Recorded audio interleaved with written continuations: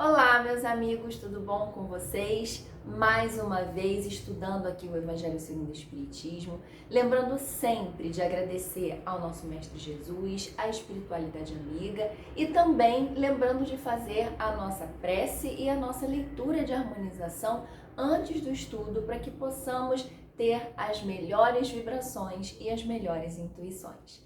E hoje, dando continuidade ao capítulo 1, Não Vim Destruir a Lei, vamos falar do item 5, que é o Espiritismo, item 5, 6 e 7. Lembrando que nesse capítulo estamos falando das 3 revelações, começando por Moisés e Cristo, que já vimos nos outros vídeos, e agora falando da terceira revelação, do que é considerado como a terceira revelação, que é o Espiritismo. E o que falar do Espiritismo antes da gente entrar aqui nessa parte do Evangelho? O Espiritismo, pessoal, às vezes ele é tido só como uma religião. É muito comum até alguém chegar e perguntar qual é a sua religião. A pessoa fala, eu sou católica, a outra vai falar, eu sou evangélica. Os espíritas vão responder muitas vezes essa pergunta de qual é a sua religião como eu sou espírita. Então o espiritismo ele fica ali enquadrado muitas vezes dentro de uma religião, sendo apenas uma religião. Isso não está totalmente errado, só que é importante a gente entender essa tríplice conceituação, digamos assim, do que é o espiritismo, que é o lado da religião, o lado da ciência e o lado da filosofia. E quando falamos de religião, é muito importante não associar aquela religião dogmática, aquela religião impositiva, mas sim uma religião, como a gente também já falou nos outros vídeos, que é a ligação com Deus. Então seria esse lado religioso por uma ligação mais próxima de Deus, por uma moral mais próxima daquela trazida por Jesus Cristo. Então é esse o lado religioso, é esse lado que vai nos levar, através dessa moral, através dessa ligação com Deus, a evoluirmos. E o lado da filosofia seria para nos investigar num contexto existencial. Seria essa abordagem de quem sou, de onde vim, para onde vou. Então o Espiritismo também traz essas explicações. E o lado científico, porque tudo dentro do Espiritismo tem que ter uma fundamentação. Aliás, esse é um dos preceitos básicos, é ser apoiado na razão, é ser apoiado no raciocínio lógico. Então, o Espiritismo ele não trabalha com a fé cega, ele não trabalha com uma credulidade simplória, ele necessita de que todos os seus conceitos estejam apoiados numa fundamentação provada pela lógica, pela razão. Inclusive, o bom espírita é aquele que não sai por aí acreditando em qualquer coisa, em qualquer fenômeno, mas sim aquele que através dos estudos, através da comparação e através do raciocínio lógico, ele consegue discernir o que é verdadeiro do que é falso, o que está de acordo com os ensinamentos de Jesus e o que não está. Então o Espiritismo é essa doutrina do bom senso e principalmente que não faz proselitismo e não afirma que é a única fonte de luz, a única fonte de conhecimento, mas que ele traz esclarecimentos e que provoca o leitor que através do seu próprio discernimento ele possa ver o que está certo e o que não está, o que faz sentido e o que não faz. E uma coisa interessante também, pessoal, que a gente vai ter oportunidade de ver nesse item falando do Espiritismo, como a terceira revelação, é que o Espiritismo ele não vem inventar nada. Kardec, muito menos, como pesquisador, ele apenas codificou, ele apenas positivou algo que já faz parte da nossa vida, já faz parte da nossa existência há muito tempo. Desde que existe o ser humano, já existe a reencarnação, já existem espíritos, nós somos espíritos. Então, tudo que Kardec fala aqui já existe há muito tempo. A única coisa que Kardec de fato trouxe de novo foi o nome espiritismo, para diferenciar de espiritualismo, como a gente vê lá no livro que é o Espiritismo, para justamente não dar essa confusão, já que o espiritualismo ele é mais abrangente, ele vai falar de tudo que não toca ao plano material. Então, aquela pessoa que ela acredita que existe algo após a morte, tem algo além do plano material, não significa que ela seja espírita, ela é espiritualista. Então, como Kardec ele ia começar a codificar, ele ia começar a organizar esses conceitos trazidos pela espiritualidade, ele sentiu necessidade, como um bom pesquisador, de criar um termo novo para isso. Então, ele criou ali o termo espiritismo. Agora, ele não inventou e não criou a reencarnação, a mediunidade, os espíritos. O espiritismo em si não foi, não o nome, né, mas assim, tudo que ele significa não foi uma criação de Kardec. Então é muito interessante a gente olhar o espiritismo,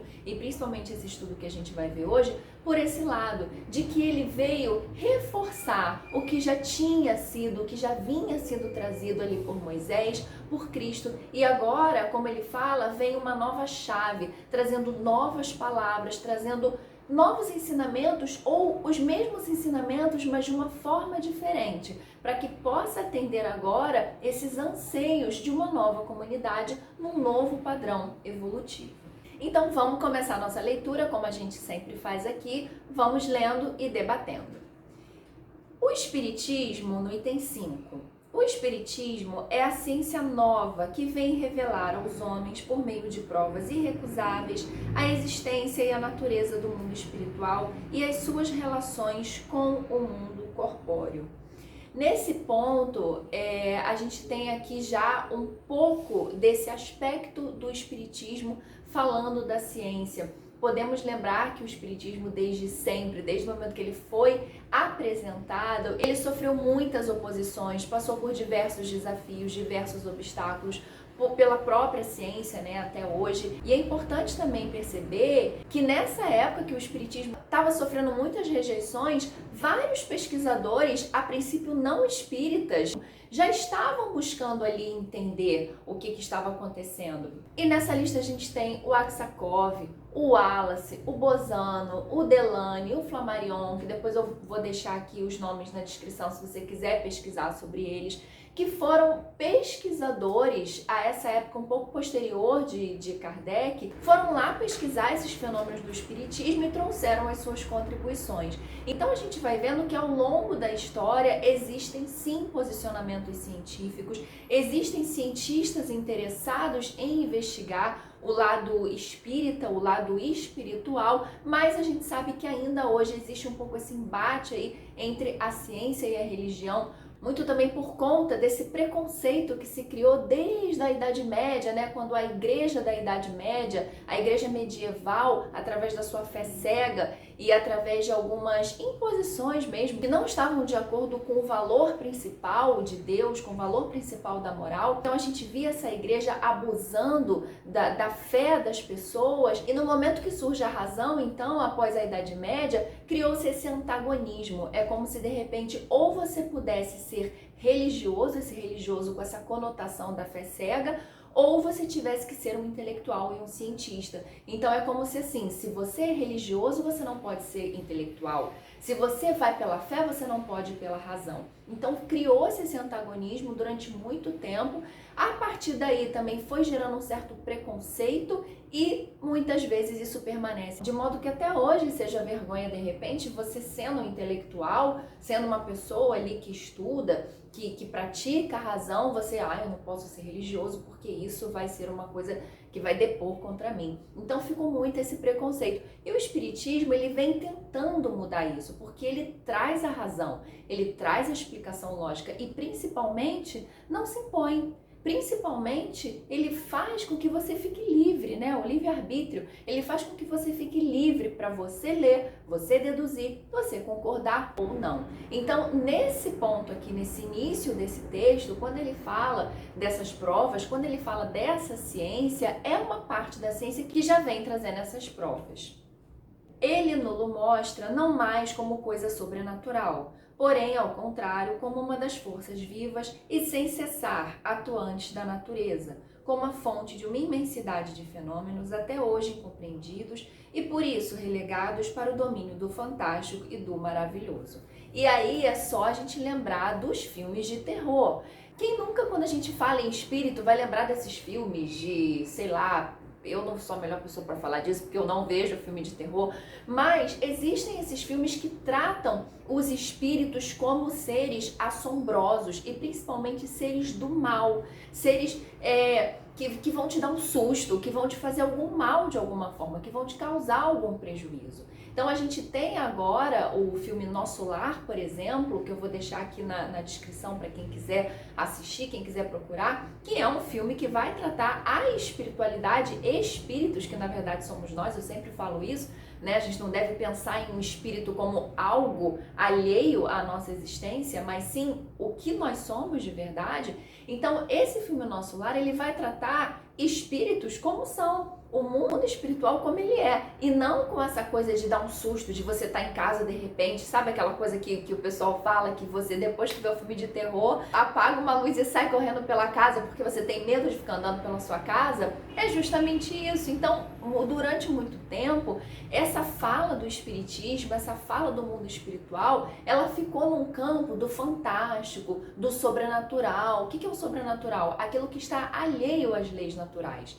E não é isso, né? Nós somos espíritos, nós estamos regidos pelas leis naturais, que são as leis que estão aqui no universo, no nosso mundo. Não há nada de estranho, não há nada de sobrenatural, ao contrário de como foi sendo explorado durante muito tempo.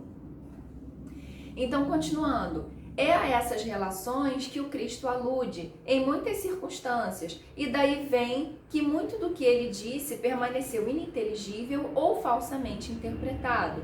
O Espiritismo é a chave com o auxílio da qual tudo se explica de modo fácil. Então aqui é o que a gente estava falando, né? De acordo com a condição de cada comunidade, a evolução de cada pessoa, de cada momento do nosso mundo, do nosso planeta. Então o Cristo trouxe algumas coisas. No vídeo passado a gente até deu o exemplo daquele diálogo de Jesus com o Nicodemos, que era o fariseu, e teve ali uma dificuldade naquela interpretação. Se você ainda não assistiu, volta lá no vídeo passado para ver isso que eu tô falando. Então, muitas coisas que Jesus falava, às vezes, através das próprias parábolas, não ficavam perfeitamente compreendidas. Então, o Espiritismo, ele vem agora trazendo essa nova chave, ele vem sendo essa nova chave para trazer um novo entendimento.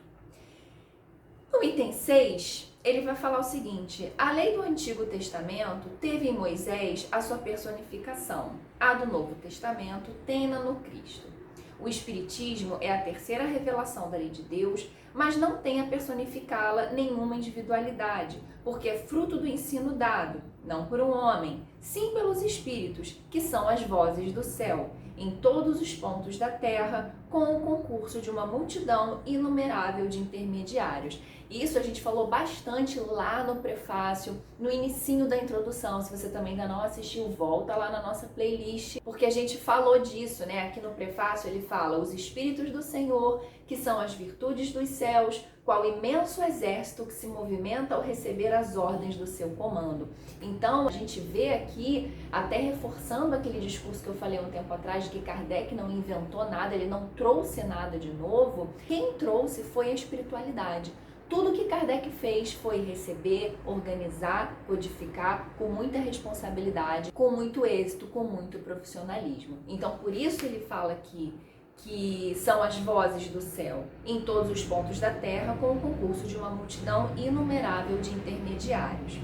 É, de certa maneira, um ser coletivo, formado pelo conjunto dos seres do mundo espiritual, cada um dos quais traz o tributo de suas luzes aos homens, para lhes tornar conhecido esse mundo e a sorte que os espera. E aí aqui a gente vê o lado filosófico. Lembra que eu falei no início? Essa questão de a filosofia não fala disso? De onde viemos, o que somos, para onde vamos, esses conflitos existenciais que temos. Quem estiver lendo o Livro dos Espíritos, como eu indiquei alguns estudos atrás, se você já lê, se você já faz esse estudo, ótimo, porque ali é o código, é o primeiro livro da codificação, porque justamente ele vai trazer os conceitos básicos. Ele está organizado num esquema de perguntas e respostas, e lá tem todas essas explicações referentes ao nosso mundo espiritual, a nossa relação com o mundo espiritual. E no item 7, assim como Cristo disse, não vim destruir a lei, porém cumpri-la, também o Espiritismo diz, não venho destruir a lei cristã, mas dar-lhe execução. nada ensina em contrário ao que ensinou o Cristo, mas desenvolve, completa e explica, em termos claros e para toda a gente, o que foi dito apenas sob forma alegórica. Vem cumprir nos tempos preditos o que o Cristo anunciou e preparar a realização das coisas futuras. Ele é, pois, obra do Cristo, que preside, conforme igualmente o anunciou, a regeneração que se opera e prepara o reino de Deus na terra. Então, nesse finalzinho, ele fala do papel do Espiritismo, que é trazer maiores esclarecimentos com o objetivo maior, que é nos preparar para alcançar o reino de Deus, através da nossa evolução, através da nossa melhora. Até o que diz aqui no Evangelho, no próprio Evangelho segundo o Espiritismo, sobre o que é ser um bom espírita, é justamente a nossa capacidade de se melhorar a cada dia. O bom espírita seria essa pessoa, não é aquele perfeito. Se fôssemos perfeitos, nem estaríamos mais aqui. Não seríamos mais espíritas, já seríamos espíritos de luz. Então, se estamos aqui para aprender, esse é o objetivo do Espiritismo: ensinar, trazer o caminho, fazer com que a gente possa seguir o nosso modelo e guia, que é Jesus, através desses esclarecimentos. E aí, pessoal, para finalizar, eu vou deixar uma indicação para quem quiser entender um pouquinho mais sobre essa chegada do Espiritismo. Eu vou deixar a indicação desse livro aqui, ó, que é o Seara dos Médiuns, tá? E a mensagem é a mensagem número 101, Aviso, Chegada e Entendimento. Ela é uma mensagem que vai falar justamente dessas 3 etapas da chegada do Espiritismo, né? O aviso, a chegada e depois o entendimento. Eu vou deixar também aqui, como eu sempre faço, para quem não tiver o livro físico, o link para você acessar e conseguir ler de modo digital. Felizmente, a literatura espírita, a maioria, ela está disponibilizada na sua forma digital. O Pentateuco, as revistas espíritas, os livros do Chico Xavier. Esse livro aqui, ele é do Chico Xavier, né? O Chico Xavier quem psicografou, trazido por Emmanuel, o Espírito Emmanuel. É um texto muito legal para entender essa chegada do Espiritismo, né? Essa importante revelação, esse importante instrumento da nossa evolução, tá? Eu espero que vocês tenham gostado desse estudo. Continuem estudando, sempre como eu falo aqui, né? Lendo antes, lendo depois, continuando as leituras, pesquisando, conversando com as pessoas da sua casa, para que o nosso estudo possa ser cada vez mais produtivo. E lembrando também, cheio de lembranças os nossos vídeos, lembrando também de fazer a nossa prece de encerramento, agradecendo sempre por esse momento de aprendizado, de amor, de intuições e de bênçãos recebidas, tá bom? Eu espero vocês no próximo vídeo. Até lá!